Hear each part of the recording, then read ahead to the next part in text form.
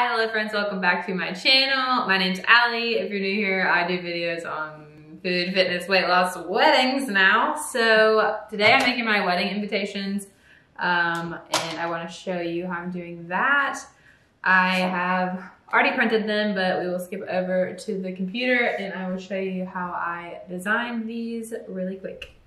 So I want to start with saying I've never done a video like this before, so bear with me. This is Canva. As you can see, I changed all the information here to be fake, including the wedding dates, just so that I could share it with you guys. This is a 5x7 like metal print that I opened, and it was blank when I opened it, so everything is just things that I pulled from elements in text and added to this white blank. I didn't want to have to buy printed cardstock or anything, so I'm just doing it on a white background. I'm going through it and showing you the fonts that I used that you can see up in the left hand corner: Stars and Love, Boston Angel, Love Lace, and then Love Lies. And then those flowers I found first, I was really obsessed with them, so I wanted to try to use them. And then the floral border is just like a drawing. I really like the drawn leaves, so I added the flowers to that. My wedding is in the mountains, so I wanted to incorporate that.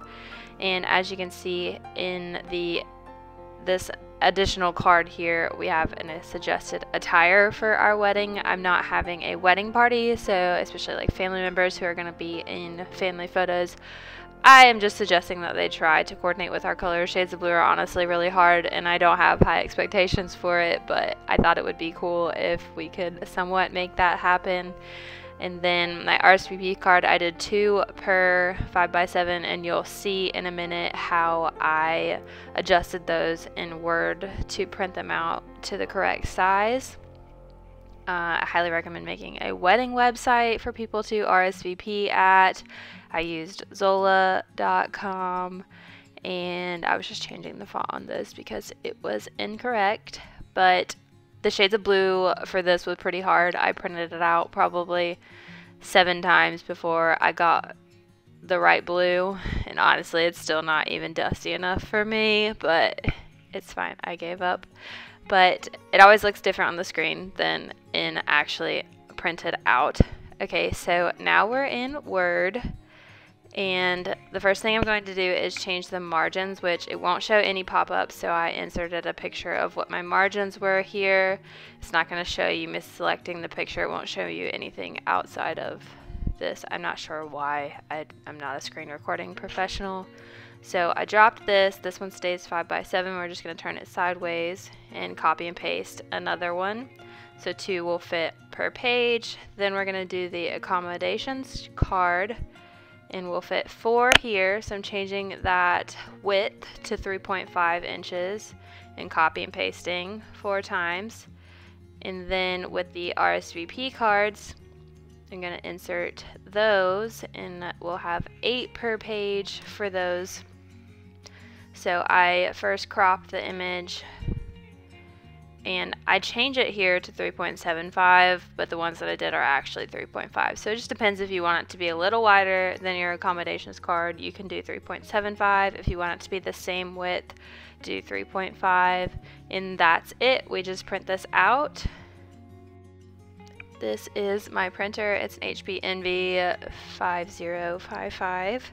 I think it's like a photo printer, so it might print better than some other printers, but it did the job just fine for me. I'm really happy with how they came out. I know prints are really expensive to get printed. I mean, not really expensive, but it's a cost, so I'm glad I was able to get them to look good printing them myself at home.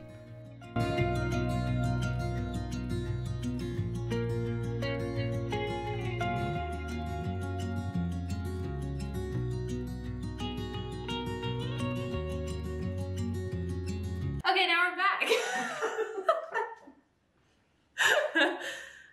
I'm just gonna cut these with my Cricut paper cutter.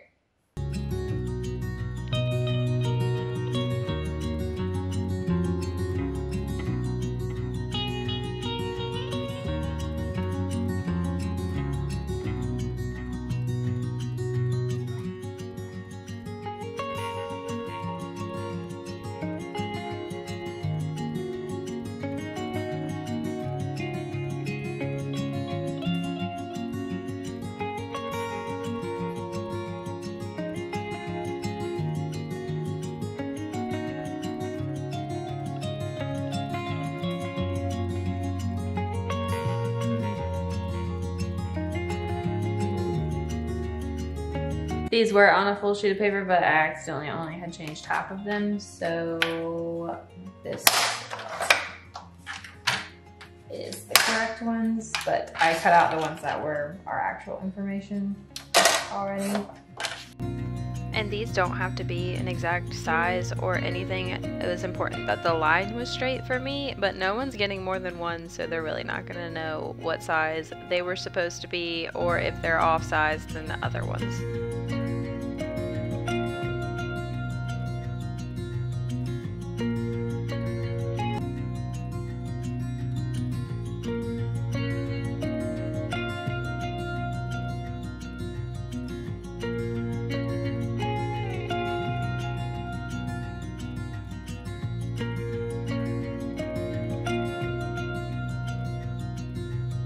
Okay, so now I'm making wax stamps, and I saw little things on Amazon to buy and like use a tea light to heat it, but I already had this wax warmer that I got from maybe like Walmart for, I don't know, $6 many years ago that I literally never used. So I was like, why can't I just use that in a teaspoon? And it's going well. So I got an H, and then I have an ice pack right here. You can't see that I wrapped in wax paper to keep it on in between. And this is 1/4 of a teaspoon. And I'm just dropping some on some wax paper.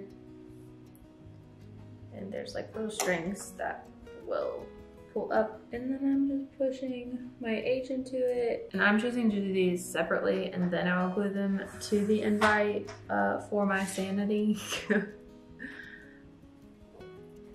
So that should be good. Put that back on the ice. And they stick to the paper kind of bad, but it's beautiful.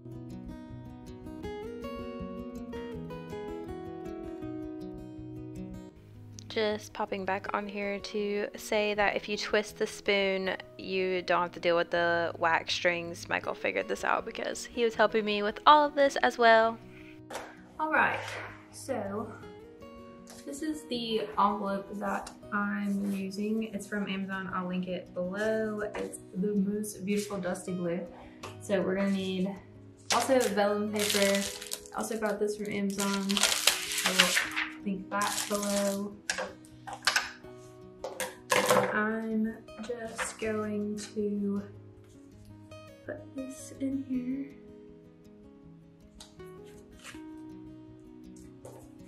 We can add this after. And fold it. I don't really care if it's centered because it crosses over.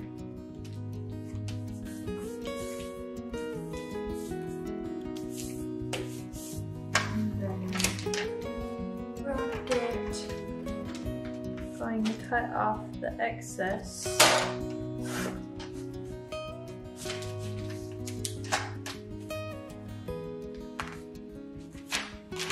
And I can put these cards back in there. I'm gonna use that for the ribbon.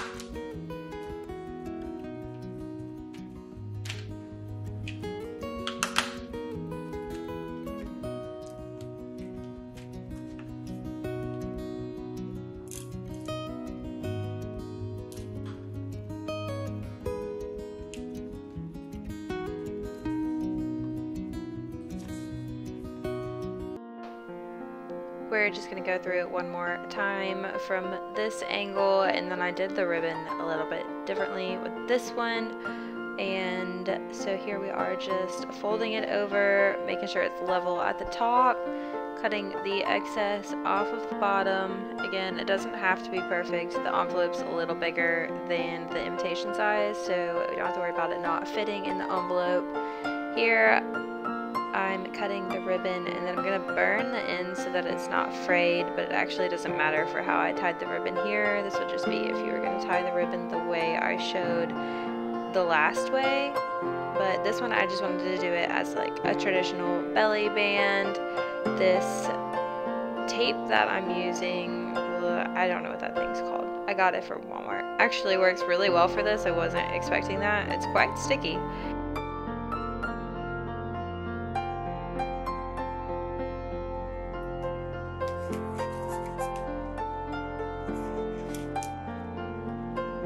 Like it better like that. So then it'll just go in the envelope.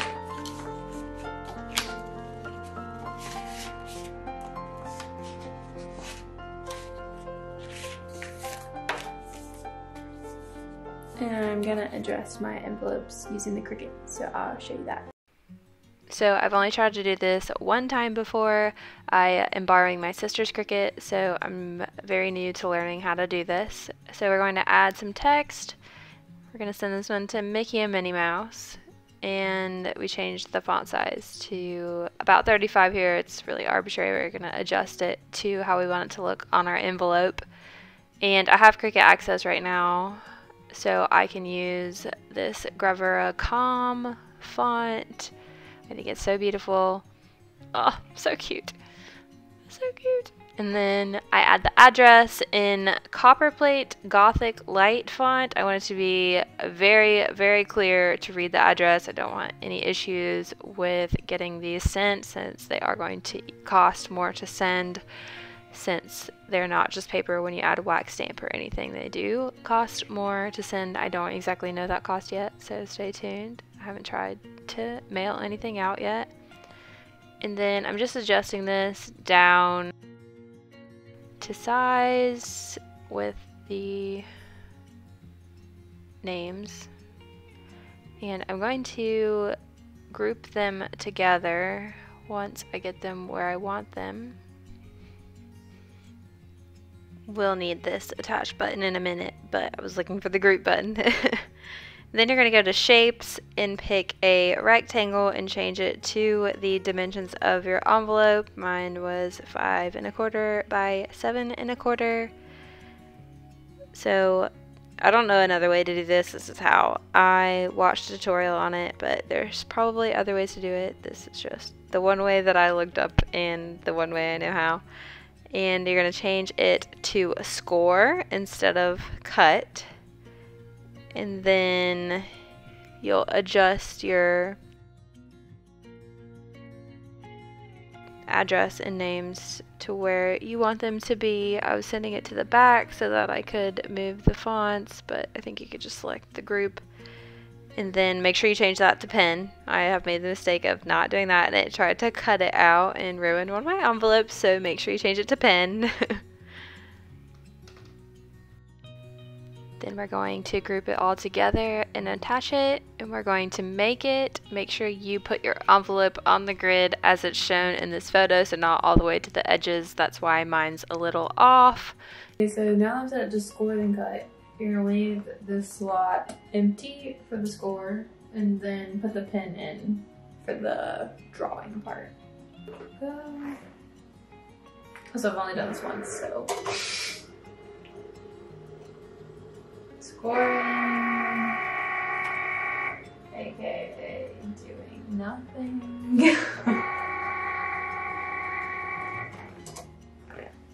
And then it tells you to put the pin in.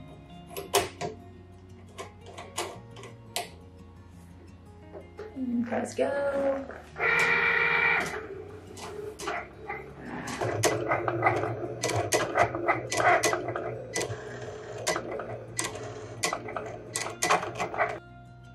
All right.